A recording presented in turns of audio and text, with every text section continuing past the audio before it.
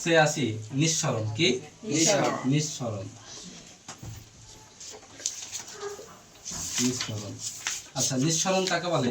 সরু ছিদ্র পথে উচ্চ চাপের স্থান থেকে কোনো জিনিস নিম্নচাপের স্থানের দিকে সজোরে বেরিয়ে আসা প্রক্রিয়াকে নিঃসরণ বলে। তোমরা সবাই বেলুন দেখেছো, বেলুন দেখনি? যখন ফুলাও বা সবাই এখানে যেহেতু ছেলে মানুষ ফুটবল খেলেছে না, তো ফুটবলে সবসময় দেখবা যখন পাম দেওয়া হাঁড়ি হয় না, অনেক মানে অনেক ভিতরে কি থাকে, ভিতরে কি থাকে, অনেক বায়ু থাকে না, অনেক চাপ থাকে না। তাহলে আমরা প্রথমে পড়েছি সরু ছিদ্র পথে উচ্চ চাপের স্থান থেকে যখন বলে গোটা পাম থাকে তখন কি ওটা উচ্চ চাপ থাকে না। যখন খেজুরে কাটা ঢোকে বা যে কোনো কাটা আমাদের থাকে যায় না, বলে দেখি আস্তে আস্তে পামটা বের হয়ে যায় না, তখন কি আস্তে আস্তে বের হয় না, যখন লিক হয় তখন কি তাহলে নিম্ন চাপের দিকে যাবে না, উচ্চ চাপ থেকে কি আস্তে আস্তে বের হয়ে যাবে না, তাই এটাকে বলছে নিঃসরণ। বুঝা হলো? সরু ছিদ্র পথে উচ্চ চাপের স্থান থেকে নিম্ন চাপের দিকে সজোরে বেরিয়ে আসা প্রক্রিয়াকে নিঃসরণ বলে। এখান থেকে বেশিরভাগই পড়ে সিএনজির পূর্ণরূপ কি, কম্প্রেসড ন্যাচারাল গ্যাস। এটা প্রায় পড়ে, এসএসসি পরীক্ষাতেও পড়ে। বুঝা গেল? অতএব আমাদেরকে এটা উচ্চারণ সহ প্রত্যেকটা লেটার সহ মুখস্থ করতে হবে। এরপর আছে মোমবাতি। কি আছে? মোমবাতি। সবাই তো মোমবাতি চিনি, তাই না? মোমবাতি চিনি না সবাই? আচ্ছা, মম কি আগে জানতে হবে।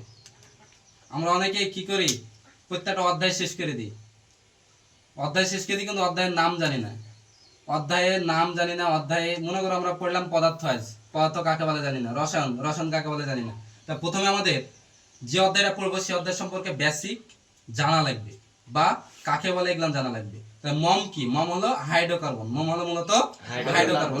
হাইড্রোকার্বন মানে আমরা কি বুঝি? হাইড্রোজেন এবং কার্বন মিলে যেটা গঠিত হয় সেটাকে হাইড্রোকার্বন বলে। কি বললাম? হাইড্রোজেন এবং কার্বন মিলে যেটা গঠিত হয় সেটাকে হাইড্রোকার্বন বলে। আচ্ছা, এই মোমবাতি নিয়ে অনেকে প্রশ্ন থাকে, স্যার মোমবাতি কয় অবস্থায় থাকতে পারে? মোমবাতি কয় অবস্থায় থাকতে পারে? মোমবাতি 3 অবস্থায় থাকতে পারে। কয় অবস্থায়? 3 অবস্থায়। কি কি? কঠিন, তরল আর বায়বীয় বা গ্যাসীয়।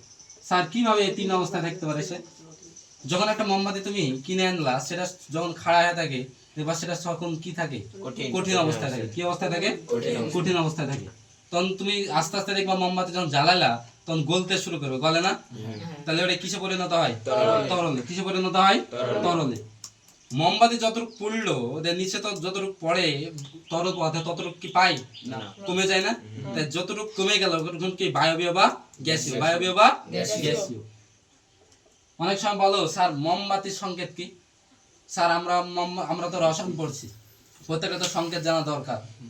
অনেকে বলো কি, স্যার আমরা মোমবাতির সংকেত জানি না। মোমবাতির সংকেত জানা লাগবে। মোমবাতির সংকেত হচ্ছে কি? C18H38। বুঝা হলো? আরেকটা আছে C24H15। বুঝা হলো? মোমবাতির বিক্রিয়া আছে, মোমবাতির বিক্রিয়া আছে। মোমবাতি কিন্তু আমাদের প্রশ্নে পড়ে, বুঝা হলো? কিন্তু আমরা কি মোমবাতিকে স্কিপ করে চলি। মোমবাতি না মোমবাতি, মোমবাতির ভিতরে আমাদের অনেকগুলা ছোট বড় গ নাম্বার খ নাম্বার প্রশ্ন পড়েই থাকে পাই। তাহলে মোমবাতির বিক্রিয়া লাগবে। মোমবাতির বিক্রিয়া কি? মম প্লাস কার সাথে করবে? অক্সিজেনের সাথে। কার সাথে করবে? অক্সিজেনের সাথে। অক্সিজেনের সাথে যদি বিক্রিয়া করে তাহলে কি কি উৎপন্ন হবে? একটা হবে carbon die oxide. Good, carbon die oxide. আর পানি। কি? পানি, H2O, পানি। আর কি উৎপন্ন হবে? শক্তি বা তাপ। তাপ, শক্তি, তাপ বা শক্তি। তাহলে আমরা মোমবাতি সম্পর্কে ক্লিয়ার হলাম। মোমবাতির সংকেত, মোমবাতির কি বিক্রিয়া, মোমবাতি সম্পর্কে আমাদের ক্লিয়ার। আমরা সামনে ক্লাসে বিস্তারিত আরো আলোচনা করা হবে। আজকে আমাদের এখানে সমাপ্ত করলাম। আসসালামু আলাইকুম।